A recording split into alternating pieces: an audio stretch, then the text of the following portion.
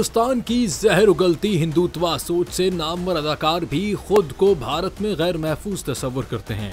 ऐसी ही एक मिसाल बॉलीवुड अदाकार मिस्टर परफेक्शनिस्ट आमिर खान की है, जिन्हें भारतीय इंतहा पसंद तंजीम शिवसेना के रहनुमा की जानिब से थप्पड़ मारने पर 1 लाख रुपए का ऐलान किया गया था।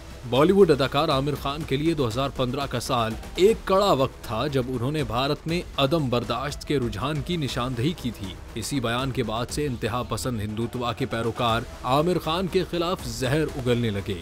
इसके अलावा एक ऐसी वेबसाइट भी लॉन्च की गई थी जिसमें ऑनलाइन आमिर खान को थप्पड़ मारने का ऑप्शन मौजूद था और 70 लाख लोगों ने आमिर खान को ऑनलाइन थप्पड़ जड़ दिए थे। इस तनाज़े के दौरान राहुल भट्ट आमिर खान के फिटनेस ट्रेनर थे।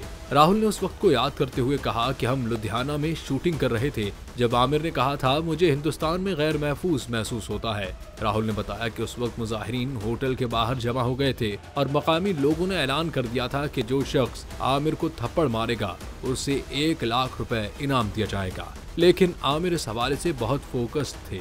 उन्होंने अपनी डाइट तक नहीं खराब की और जिस्मानी मशकें भी मामूल के मुताबिक की।